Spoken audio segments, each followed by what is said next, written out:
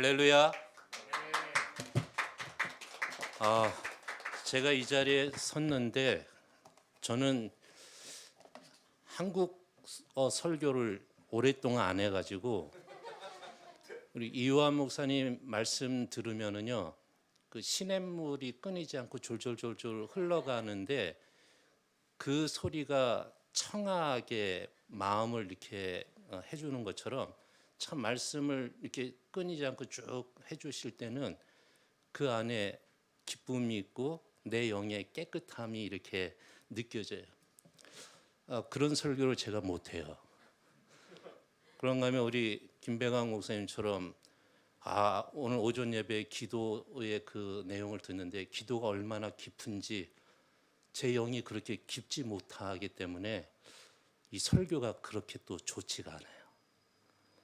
또 지난 금요일 날은 제가 원하지 않았는데 이학진 그 강사님의 그 설교 기다리는 측에서 그런 걸 들으면서 와 그때 많이 또 제게 같이 기도하는 시간을 또 갖게 해주셨고 그랬는데 이학진 강사의 목소리가 참 좋더라고요.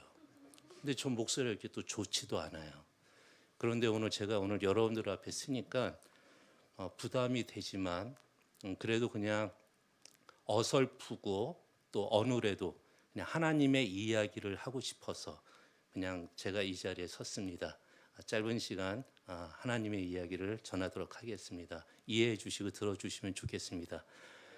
그리고 미얀마 선교를 위해서 늘 힘써 주시는 기쁨의 교회 성도님들 그리고 이호환 목사님 정말 감사합니다.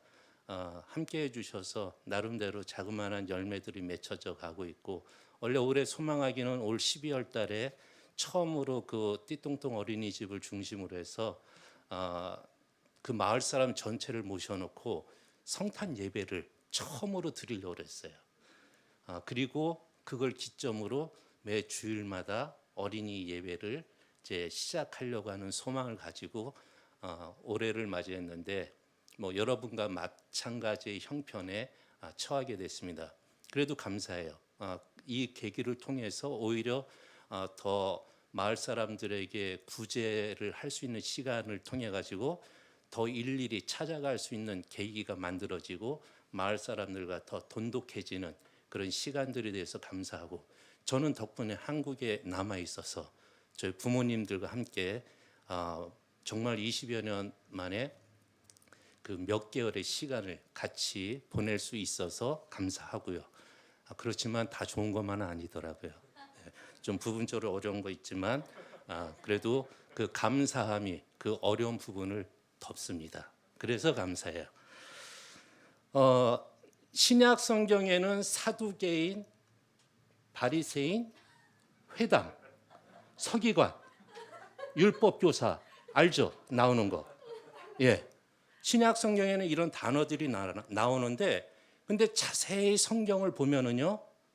회당, 서기관, 랍비, 사두개인, 바리새인 이 단어가 구약 성경에는 없어요.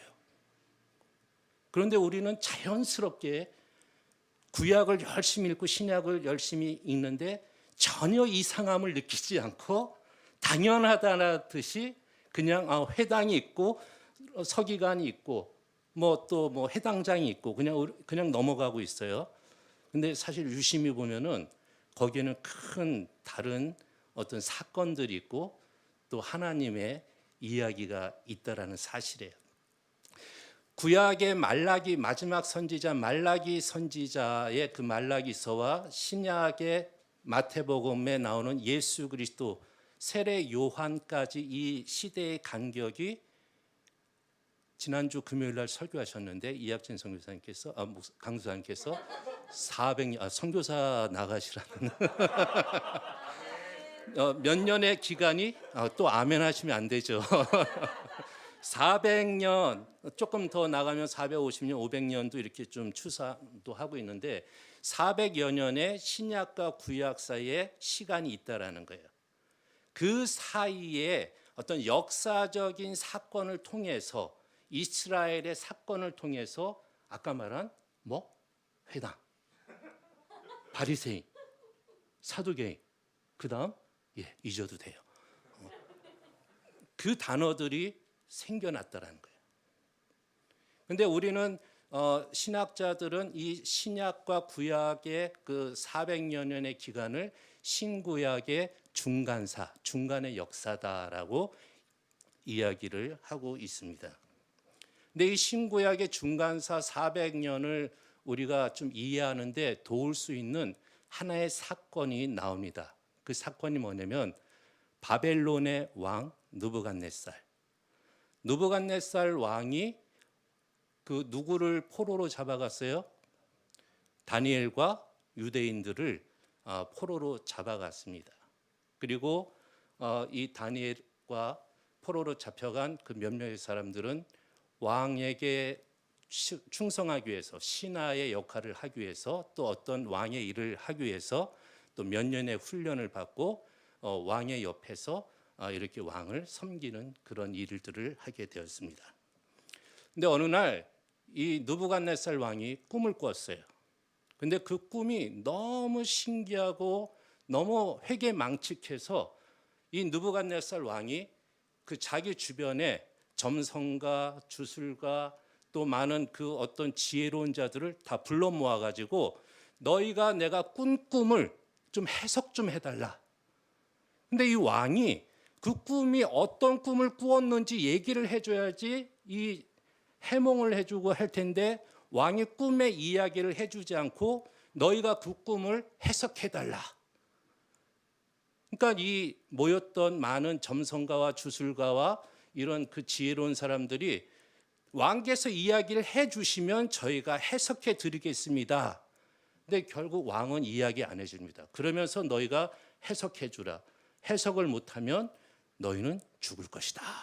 근데 결국 해석을 못합니다.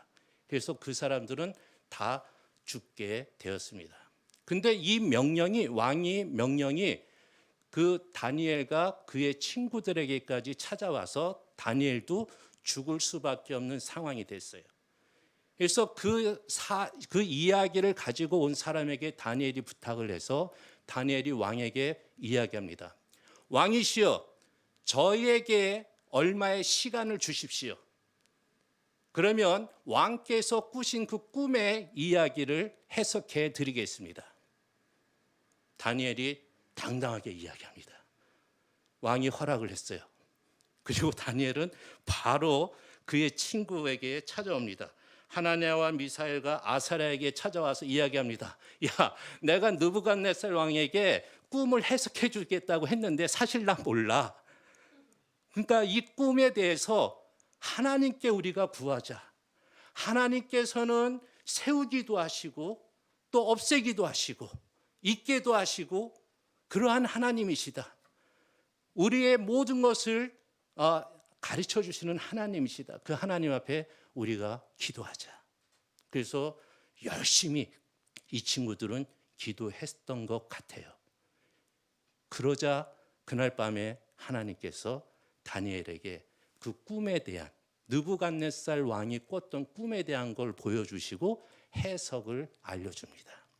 그리고 느부갓네살 왕에게 다니엘이 갑니다. 왕이시여, 제가 왔습니다. 하나님께서 당신에 대한 꿈, 당신이 꾼 꿈에 대해서 말씀해 주셨습니다. 그러면서 어떤 말을 했냐면 이런 말씀을 했어요. 왕의 꿈에 대한 해석은 왕의 사람들, 즉 마술사, 주술가, 점쟁이, 점성가들이 풀 수 있는 것이 아닙니다. 오직 은밀한 것을 나타내시고 미래의 일을 알게 하시는 하나님만이 그 꿈을 해석해 주실 것입니다. 그러면서 하나님께서 그 꿈을 내게 알려주셨다. 그래서 해석을 해주기 시작합니다. 그 꿈의 내용은 이래요. 느부갓네살 왕이 꿈을 꿨는데 그 큰 거대하고 찬란하고 무시무시한 그 큰 그 신상의 꿈을 꿨어요. 그래서 머리는 금으로 된 신상이고 가슴과 팔은 은으로 된, 그리고 이 배와 넓적다리는 노수로 만들어지고, 그리고 종아리는 철로 만들어지고, 그리고 발은 철과 진흙으로 만들어진 큰 그 찬란하고 거대한 그러한 신상을 본 거예요. 그런데 갑자기 어떤 이렇게 떠 있는 뜨인 돌이 그것을 다 넘어뜨리는 그러한 꿈을 꾼 거예요. 그래서 당신이 꾼 꿈은 이런 것입니다. 맞죠? 왕이 하면 놀랐을 것 같아요. 그래, 맞는 것 같다. 맞다. 그러면서 계속해서 다니엘은 이야기를 합니다. 이런 얘기를 해요. 다니엘서 성경 말씀 함께 찾아봤으면 좋겠습니다. 다니엘서. 제가 시간 드릴 테니까 천천히 지금 웹 여시고요. 성경책 펴시고요. 다니엘서 2장.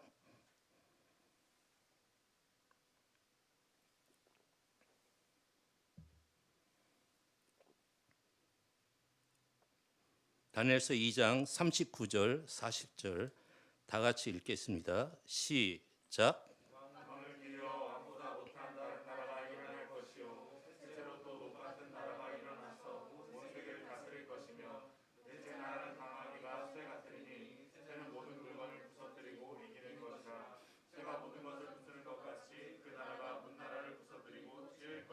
아멘. 다니엘은 때와 계절을 바꾸시며 왕들을 패하시고 왕들을 세우시는 하나님께서 느부갓네살 왕에게 나라와 권세와 능력과 영광을 주셨지만 느부갓네살 왕의 꿈은 그 꿈에서 본 것처럼 당신은 금과 같은 존재고, 그렇지만 당신의 이 나라 바벨론은 은혜에 의해서 망하게 될 것이고, 그리고 다시 이 은혜 나라는 노새 나라에 의해서 망하게 될 것입니다라는 이 해석을 해주게 됩니다. 꿈의 내용은 다시 말해가지고 느부갓네살 왕의 왕국 바벨론이 은으로 비유된 페르시아 왕국에 의해서 멸망하게 되고, 페르시아는 노스로 비유된 헬라 그리스에 의해서 망하고, 그리스는 철로 비유된 로마에 의해서 망한다라는 그 이야기를 해석을 해주게 된 것입니다. 바벨론 왕 느부갓네살 왕에 의해서 예루살렘 성전이 파괴가 되었다고 이야기합니다.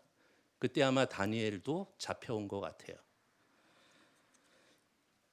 유대인들은 예루살렘 성전을 중심으로 그들의 신앙생활을 해왔습니다. 유대인들은 출애굽을 할 때도 하나님께서 특별히 하나님의 존재와 예배에 대한 걸 알려드리기 위해서 또 성막을 또 짓게 하고, 또한 그것을 소중하게 이동하게도 하고, 또 그것을 필요할 때 펼쳐서 또 제사와 예배를 드리게 했습니다. 그것이 이제 성전이 세워짐으로 예루살렘을 비롯해서 유대인들은 이 성전에서 그들의 신앙의 모든 생활을 해왔습니다. 그런데 느부갓네살 왕에 의해서 뭐가 파괴됐다고요? 성전. 졸면 안 돼요. 성전이 파괴되고 누가 잡혀왔다고요? 다니엘과 많은 유대인들, 특별히 이제 그 지식이 있거나 어떤 권력 중에 귀족들이 많이 잡혀왔다고 합니다. 그래서 이 예루살렘의 성전도 파괴가 되었고, 더군다나 바벨론으로 포로로 왔으니까, 잡혀왔으니까 유대인들은 예배할 수 있는, 그들의 신앙을 나타낼 수 있는 그 중심을 잃어버린 거예요. 그래서 그들은 그 먼 타국에서 그들은 그들의 신앙을 지키기 위해서, 또 후손들에게 더 전수하기 위해서, 그리고 자기의 믿음을 고백하고 하나님께 기도하기 위해서 이 회당이라는 것을 만들어서 활동하기 시작합니다. 그래서 그때부터 회당이 시작이 된 거예요. 그 구약에는 회당이라는 단어가 있다 없다? 없어요. 잘 알아야 돼요. 그래서 그 400년의 기간 동안에 바벨론을 통해서 이 회당이라는 것이 만들어졌어요. 이 회당을 통해 가지고 유대인들은 신앙생활을 하고, 그들이 하나님 앞에 경배를 하고 예배를 드리고, 심지어는 이제 그 마을, 자기들의 마을 안에서 일어나는 어떤 일까지도 그 마을에서 그 회당에서 일 처리하는 마을 뭐 요즘 말로 저희 때는 동사무소인데 요즘은 자치센터, 주민센터 그런 기능과 역할까지도 했어요. 그리고 아까 제가 잠깐 지나가는 얘기를 했지만 바벨론이 어디에 의해서 멸망당했다고 그랬어요? 페르시아. 그래요. 맞았어요. 페르시아에 의해서 멸망당했는데 이 페르시아도 페르시아 고레스 왕도 상당히 이 정치를 하는 데 있어서 정치 사회적인 부분은 그냥 그 페르시아 스타일대로 쭉 밀고 갔어요. 그런데 종교적인 것만큼은 이 페르시아가 점령한 국가들에게 그대로 종교 활동을 편하게 할 수 있도록 해주었어요. 그러다 보니까 자연스럽게 바벨론을 점령한 이 페르시아, 당연히 유대인들 잡혀왔던 유대인들은 당연히 뭐 끌려가는 거겠죠, 그 안으로. 그리고 고레스 왕이 종교 활동을 자유롭게 해주니까 열심으로 회당 활동들 하고 회당이 하나 둘씩 늘어나가고 나아가고 인구가 늘어날 때마다. 그리고 이 고레스 왕이 또 예루살렘에 있는 성전, 파괴된 성전을 이제는 너희가 가서 이스라엘 유대인들 너희가 가서 다시 성전을 재건축도 하고 좀 뭐 살아라. 그렇게 아주 호의적으로 해주니까 이 바벨론에 잡혀간 지 한 70년대 되는 그때에 이 고레스 왕에 의해서 유대 민족, 유대 사람들이 이제 천천히 그룹을 지어서 한 번에 또 다음번에 이렇게 몇만 명이 예루살렘으로 이스라엘로 돌아오기 시작합니다. 근데 그때 돌아오면서 이들은 뭘 가지고 왔냐면 그 회당의 시스템을 그대로 예루살렘에 가지고 들어온 거예요. 그래서 성전 건축이 뭐 처음에 성전이 그 솔로몬이 지었던 그 성전만큼 아름다워지지도 않고 또 일부 얘기가 들리면 성전이 다 된 게 아니라 그 성전의 외곽 정도, 성벽 정도만 이렇게 뭐 건축되었다라고도 얘기하는데 아무튼 완전하게 건축되지 못한 성전이지만 이들은 그 성전 건축과 더불어서 회당의 시스템을 이 이스라엘을 가지고 와서 마을 구석구석에 그 회당들을 세워가고 또 모임을 갖기 시작을 했어요. 뭐 이야기 듣기로는 회당이 그 세워지기 위해서는 몇 명 정도 한 10명 이상만 그 성인이 된 10명 이상만 모여져서 동의하면은 회당을 세울 수 있었다라고 이야기도 합니다. 그래서 예수님 당시에는 이 회당이 적어도 390개 이상, 어떤 분은 400개라고 얘기하는데 그냥 뭐 대충 작게 잡아도 390개 이상의 회당이 어디에? 예루살렘에 있었다. 몇 개? 예, 맞아요. 390개 이상. 근데 숫자 중요하지 않아요. 그냥 그만큼 많았다. 그만큼 많았다. 그리고 390 곱하기 10 하면 대충 뭐 또 인구가 나오겠죠. 어른들 중심으로 거기에 곱하기 뭐 애들 곱하기 뭐 아내 또 여자 수 뭐 이렇게 뭐 하다 보면은 뭐 그 이상의 숫자도 나오겠죠. 그래서 이렇게 회당 중심으로 그들은 자기들의 신앙과 또 삶을 이뤄가는 그러한 일들이 바벨론과 페르시아 제국을 통해서 이렇게 활성화됐다라는 이야기입니다. 이 회당에는 크게 그 세 종류의 종류의 그 사람이 있었대요. 하나는 나면서부터 8일 만에 할례를 받는 누구? 유대인. 그래서 유대인의 종류가 있었고 또 한 종류는 개종자. 그 이방인이지만 그 회당에 와서 예배 드리고 할례가 뭔지 아시죠? 잘 이해가 안 가시나요? 김배강 목사님께 나중에 여쭤보세요. 네. 할례를 받은 이방인, 이 개종자라고 해요. 그리고 세 번째 유형의 사람이 있는데 이 사람들은 그 하나님을 그냥 경외하는 자, 하나님 앞에 하나님을 두려워하는 자, 그런 표현으로 성경은 표현됐는데 회당에는 오는데 이방인으로서 회당에는 오는데 할례를 받지 않은 자, 이렇게 세 종류의 사람이 보통 모였다고 이야기합니다. 근데 그때 이방인들이 할례를 받지 못하는 이유가 많이 있어요.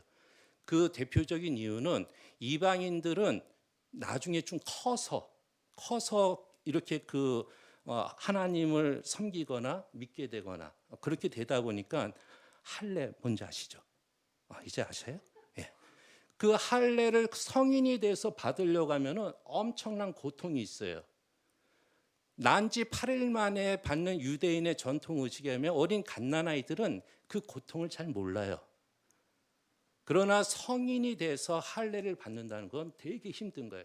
그래서 성경의 한 부분에 보면은 그 디나, 야곱의 딸 디나가 이 성폭행을 당하고 그 성폭행 당한 것을 이 디나의 오라비들이 그 세겜이라는 이 성폭행한 친구한 그 아버지에게 이제 딜을 하게 되죠. 우리가 서로 잘 좋게 지내자. 그러면 우리가 서로 화합하는 차원에서 너희가 다 그 청년들이 이 할례를 받으면은 우리가 같이 하나 될 수 있겠다. 그래서 그 성폭행한 세겜을 비롯해서 그 하몰의 그 가문에 거기에 관련된 그 남자들이 이 할례를 받게 되죠. 근데 할례를 받고 얼마 뒤에 이 고통이 심할 때쯤 이 디나의 오라비들이 가서 그 남자들을 다 죽이는 거예요. 왜냐하면 그만큼 고통이 심했기 때문에. 자, 어쨌든 뭐 이런 그 종류의 사람들이 회당에 있었다라는 이야기입니다.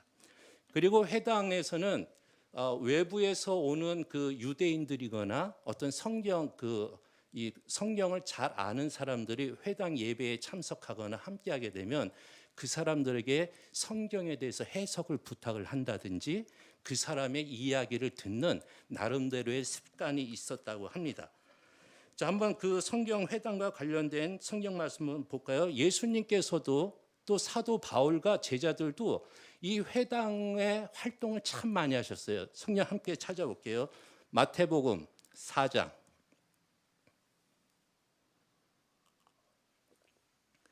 23절 다 같이 읽습니다. 시작.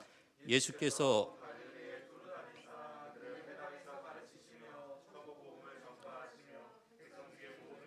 네.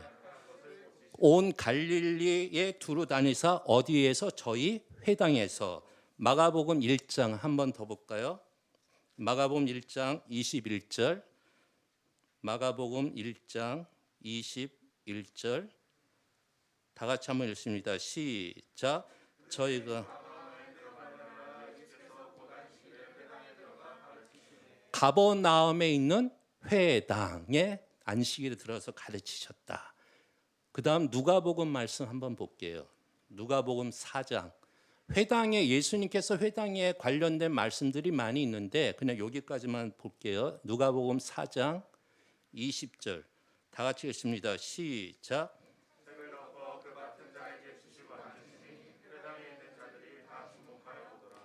예수님이 잘하신 건 나사렛 회당에서 벌어진 해프닝인데 이사야의 말씀을 예수님께서 읽고 그 책을 뭐 회당장에게 돌려줬든 누구에게 주었다라고 표현을 하고 있어요. 지금 우리처럼 이렇게 성경책이 각자 가지고 다닐 만한 그런 시대가 아니에요. 그리고 나서 주고 나니까 그 주변에 있던 사람들이 예수님을 어떻게 했다고 그랬어요? 주목했다고 그랬어요. 예수님을 주목하여 보더라라고 성경은 이야기하고 있어요. 그러니까 예수님께서 무슨 말씀을 해 주실 것인가, 어떤 이야기를 할 것인가, 그들은 지금 기다리고 있는 모습을 보여주고 있어요. 예수님께서는 이렇게 회당이라는 곳을 통해서 하나님의 말씀을 가르쳐 주셨고 또 이 회당이라는 이 공동체 모임을 통해서 당신의 그 이야기를 계속해서 하신 모습을 볼 수 있게 됩니다.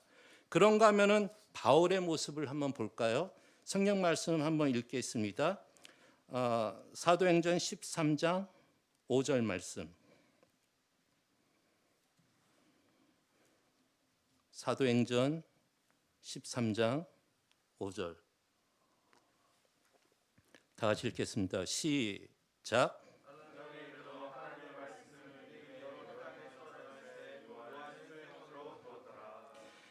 살람이라는 곳이 그 안디옥이라고 합니다. 안디옥에 있는 살람이라는 지역인데 안디옥에 있는 회당에서 말씀을 가르쳤다라는 이야기를 또 이야기를 해주고 있습니다. 그런가 하면 13장 15절 말씀 한번 읽겠습니다. 13장 15절 시작.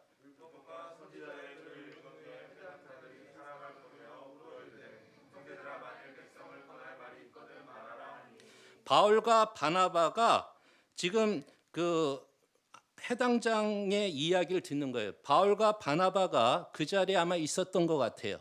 그런데 회당장이 그 율법과 선지자의 그러면 주로 모세오경과 몇 개의 그런 그 성경 구약 성경 일부를 관련된 책이 있죠. 그 성경 말씀을 읽은 후에 해당장이 사람을 보내서 저쪽에 사람이 있으니까 저기 뭐 낯선 사람 바울이 있든 누가 있든 저 사람에게 가서 이야기를 하는 거예요. 사람을 보내어 물어가로되 형제들아 만일 백성들 오늘 이 자리에 모인 사람들에게 권할 말이 있거든 너희가 오늘 읽은 말씀에 대해서 너희가 할 말이 있거든 말하라. 그래서 바울과 그 다른 제자들 사도들은 이 회당이라는 곳을 적극적으로 하나님의 말씀을 전하고 예수 그리스도의 말씀을 전하고 예수 그리스도를 증거하는 장소로 이 회당을 적극적으로 지혜롭게 활용한 모습을 보게 됩니다. 하나님께서는 바벨론을 통해서 이방의 나라에 선교의 센터의 역할을 하는 하나님의 말씀을 또 잘 전하게 할 수 있는 이런 회당들을 구석구석에 이방의 나라에 심지어는 저 아시아의 어떤 나라의 아프리카 지역에까지도 이러한 회당의 활동들이 일어날 수 있도록 만들어 놓으셨다는 거예요. 이게 신구약 400년의 역사 속에 이루어진 하나의 사건이에요. 그래서 구약에는 회당이란 말이 있다 없다? 없다. 이 회당이란 말은 신약과 구약의 400년의 이스라엘의 역사 속에서 나온 그 단어고 용어다. 자, 그런가 하면은 다니엘이 느부갓네살에게 꿈을 해석해 준 대로 바벨론은 은으로 비유된 나라, 어느 나라고 그랬어요? 은으로? 가슴과 팔, 어느 나라? 바벨론, 그 다음 페르시아, 메데바사라고도 하는데 이 페르시아에 의해서 멸망을 하게 됩니다. 아까 말한 대로 이 페르시아는 바벨론과 같이 그 고레스를 비롯해서 여러 왕들을 그 후손들의 왕들을 통해서 이스라엘 사람들이 이 이방 나라에서도 회당 활동과 신앙 활동을 잘 할 수 있도록 활성화시켜줘서 회당의 그 이 융성함이 일어났던 그런 일에 큰 일조를 한 나라가 됩니다. 그리고 하나님께서는 바벨론과 페르시아를 통하여 선교의 센터와 같은 회당을 세계 곳곳에 만들어 주셨는데 이 페르시아도 다음 나라에 의해서 멸망을 당합니다. 어디죠? 바벨론, 가슴과 팔, 은으로 된 메데파사 페르시아, 그 다음 배와 넓적다리로 비유된 어느 나라? 헬라, 그리스에 의해서 이 페르시아가 멸망을 당합니다. 그리스는 강력한 헬라 문화를 전달하고 헬라의 언어를 가르치는 정책을 펴서 자신들이 점령한 나라들 또 자신들이 정복한 지역들의 그 통치 수단으로 많이 활용을 했습니다. 그래서 헬라 언어가 그 시대에 상당히 많이 보급이 되었고 이게 얼마나 복음이 잘 되었는지 헬라를 무너뜨린 다음 제국 종아리 철로 비유된 나라가 어디라고 그랬어요? 로마. 로마에 의해서 이 헬라가 멸망을 당하는데 로마가 헬라를 멸망시켰으면 자기네 나라 라틴어를 가르쳐야 되는데 이 생활 언어는 그대로 헬라어, 그리스어를 표준어처럼 생활 언어를 사용하게끔 합니다. 그만큼 이 그리스어 헬라어가 아주 넓게 보급이 되었던 거고 실생활 속에 들어가게 된 거예요.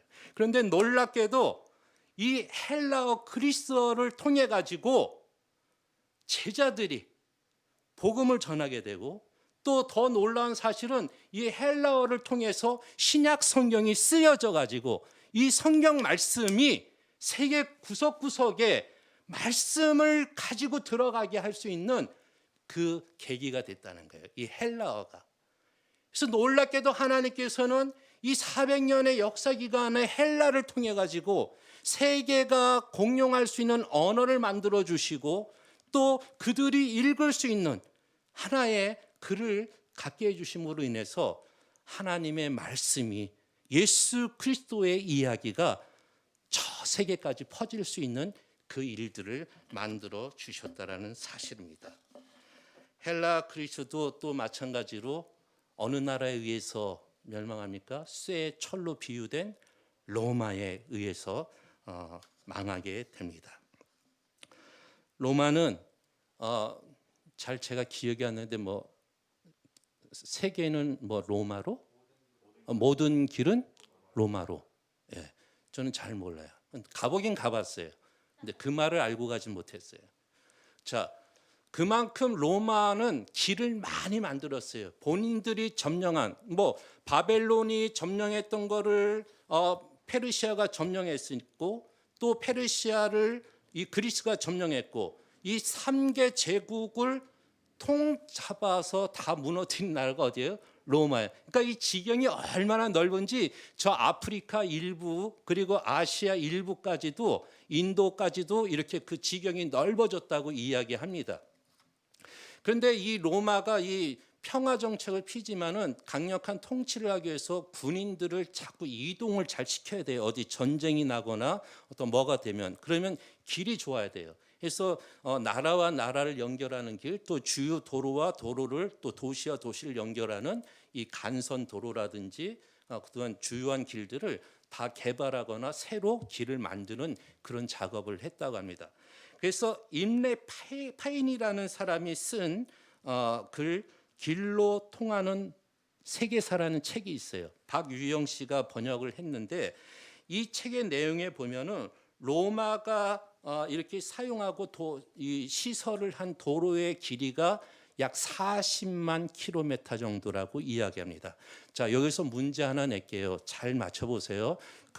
이 시청하시는 분들은 바로 댓글로 달아주시면 요한 목사님 아이스크림 맞히시는 분들에게 지금 이 현장에 있는 분들도 바로 댓글 보내주시면은 세 분에 한해서 목사님께서 아이스크림 쏘시는 걸 하겠습니다. 질문 근사치에만 내시면 돼요. 제가 그냥 예제로 드릴게요. 한라산에서 백두산까지의 거리, 제 구글 맵으로 한번 조사해봤어요. 한라산에서 백두산까지 거리가 얼마 정도였을까? 1. 800km, 2. 900km, 3. 1000km. 셋 중에 하나. 바로 글 보내주세요. 근사치. 정답은 2. 1000km입니다. 969km라고 합니다. 백두산부터 한라산까지. 자, 다음 두 번째 문제입니다. 근사치 맞히세요. 로마에서 베이징까지 거리. 로마에서 중국 베이징까지 거리가 얼마 정도 됐을까요? 1. 5000km, 2. 2000km, 3. 6000km, 5000, 6000, 7000km, 3. 7000km. 자, 바로 문제 보내세요. 먼저 선착순 세 분에게 아이스크림입니다. 네, 맞습니다. 구글 맵을 통해서 봤더니만은 로마에서 베이징까지가 8120km라고 이야기합니다. 그러면 예루살렘에서 유다와 사마리아 땅끝까지라고 했는데 예루살렘에서 워싱턴까지 미국 워싱턴까지 얼마큼 거리가 떨어졌을까요? 구글 맵의 자료를 인용합니다. 9490km. 로마가 이 길을 만들고 닦고 한 게 40만 킬로미터라고 했으니까 미국을 40번 갈 수 있는 그 이상을 갈 수 있는 어마어마한 길들을 닦아놓은 거예요. 이 길을 통해서 바울이 로마로 끌려갔고 그 로마에 가서 바울은 복음을 전했고 이 길들을 통해서 예수님의 제자들과 예수님의 증인들은 각 나라로 각지로 가가지고 예수 그리스도의 복음을 전하고 하나님의 이야기를 한 줄 믿으시기 바랍니다. 우리는 400년의 신구약 중간사에서 발견할 수 있는 사실이 있는데요. 그것은 바벨론과 페르시아, 그리스, 로마를 통하여서 하나님이 하셨다라는 거예요. 하나님께서 하나님의 일을 하셨다라는 거예요. 지난 금요일날 이학진 목사님께서 말씀하셨어요. 하나님께서 이 400년의 기간을 침묵의 시간이라고. 맞습니다. 침묵하신과 동시에 하나님께서는 계속해서 하나님의 일을 이 400년 동안 하신 거예요. 이 4개의 나라들, 제국을 통해서 예수 그리스도가 이 땅에 오실 수 있는 그 최상의 환경을 만드셨고, 예수 그리스도가 이 땅에 오셔서 당신이 하실 수 있는 최고의 형편을 만들어 놓으셨다라는 겁니다. 성경 말씀, 갈라디아서 말씀 한번 다 같이 읽겠습니다.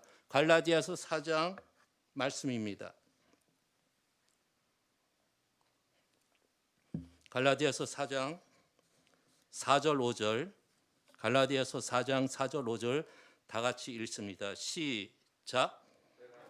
하나님이 그 아들을 보내사 여자에게서 나게 하시고 율법 아래에 나게 하신 것은 율법 아래에 있는 자들을 숙량하시고 우리로 아들의 명분을 얻게 하려. 때가 참에 구약에서는 구약 성경을 통해서 예수 그리스도가 이 땅에 오실 것을 많이 예언해 주셨습니다. 그 합당한 때가 만들어졌고, 또 예수 그리스도의 탄생하심과 예수 그리스도의 말씀이 땅 끝까지 전해질 수 있도록 그 환경이 로마를 통해서 만들어지고, 헬라를 통해서 만들어지고, 바벨론과 페르시아를 통해서 그 환경이 만들어진 합당한 때에 예수 그리스도께서 율법 아래 있던 사람, 누구를 말합니까? 이스라엘 사람들을 속량하시고, 그리고 또 이야기합니다. 우리들 누구를 말합니까? 이방인들을 이방하시고 아들의 명분, 이방인들의 구원까지 얻게 하는 그 합당한 때에 예수 그리스도를 보내셨다라고 이야기를 하고 있습니다. 하나님께서는 400년 동안 침묵하시면서 하나님께서는 당신의 역사를 운행하셨습니다. 2400년 전에 느부갓네살의 꿈을 통하여 세계의 역사의 흐름을 보여주시고, 그 역사 그대로 우리는 세계사 시간을 통해서 성경이 아니더라도 여러분들이 학교에서 배우는 세계사를 통해서 이 느부갓네살 왕의 꿈의 내용을 확인할 수 있는 그 역사를 하나님께서 만드셨다는 사실입니다. 구원의 역사를 이루기 위한 가장 합당한 시간에 예수 그리스도를 보내신 하나님, 그 하나님이 오늘도 우리와 함께 하심을 믿습니다. 지금도 하나님께서 이 시대에 지금 우리에게 하나님께서 펼쳐놓으신 그 모든 역사 위에서 우리에게 일을 하라고 권면하고 계십니다. 마치 회당에 생기고 길이 열리고 말이 있는 것처럼 이 시대에도 그 모든 형편이 열려져 있습니다. 지금 선교하고 복음을 전할 수 있는 길들을 활짝 하나님께서 지금 열어놔 주셨습니다. 대한민국 여권으로요, 제가 알기로는 165개국 이상 비자 없이 갈 수 있어요.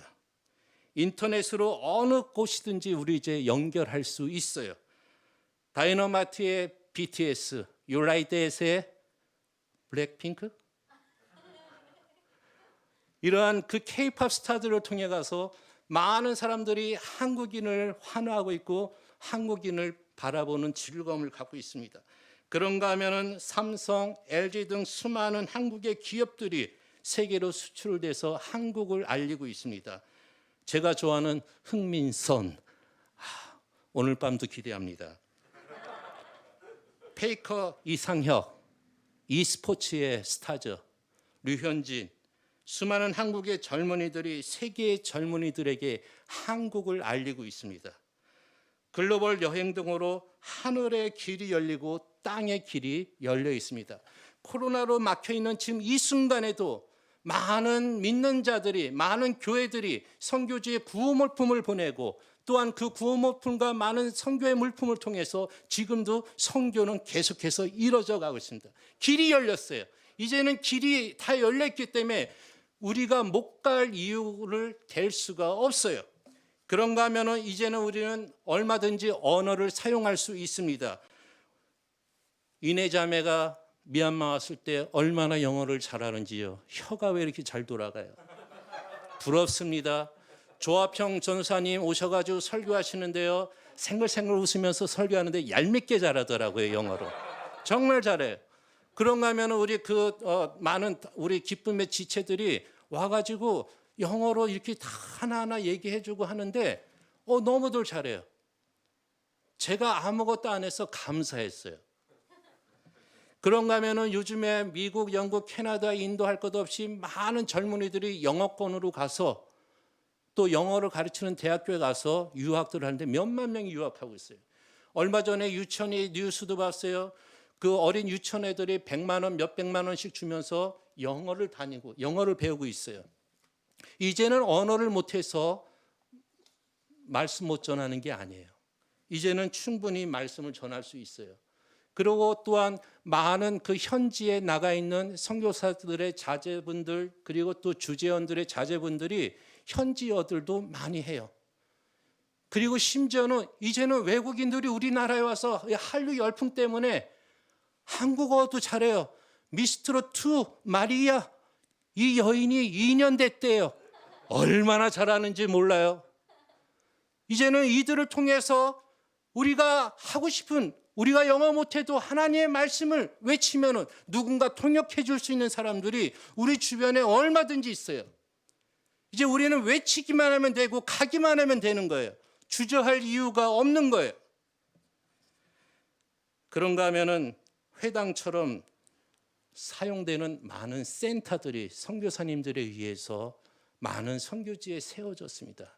그리고 또한 주재원으로 가 있는 많은 크리스찬 성도님들이 본인들의 집이라든지 또한 어떤 그 사무실이라든지 그런 데를 또 얼마든지 또 선교를 위해서 활용하게 도와주시는 분들도 많이 생겨나고 있습니다.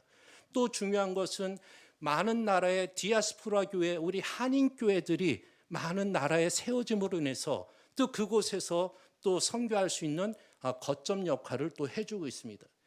이제는 마치 그 예수님 시대, 예수님이 오시는 그 시대에 맞춰서 하나님의 그 많은 그 400여 년의 역사에 하셨던 그 모습이 지금도 우리에게 너무나 완벽하게 이루어져 가고 있음을 믿습니다. 이제 우리가 해야 할 일이 있어요. 그것은 뭐냐면은 이제는 우리 이학진 강사님께서 말씀하신 두 번째 오실 예수님, 다시 오실 예수님을 우리가 전해야 돼요. 근데 더 큰 사명이 또 하나의 사명이 있어요. 그건 뭐냐면 이미 오셨던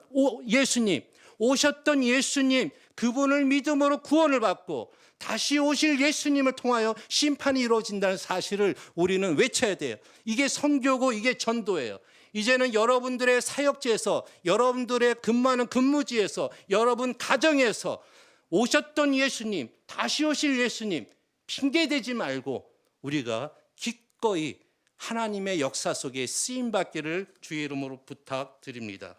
신구약 400여사뿐만 아니라 지금도 세계의 역사와 우리의 역사를 이끄시는 하나님을 인정합시다. 오늘의 역사의 주인공이신 하나님을 인정합시다. 하나님의 시간 속에 우리가 쓰임받기를 원합니다. 하나님은 우리의 왕이심을 인정하며 오늘을 사는 우리가 되기를 주의 이름으로 부탁드립니다. 아멘. 함께 기도하길 원합니다. 하나님께서는 다시 오실 예수님을 우리를 통하여서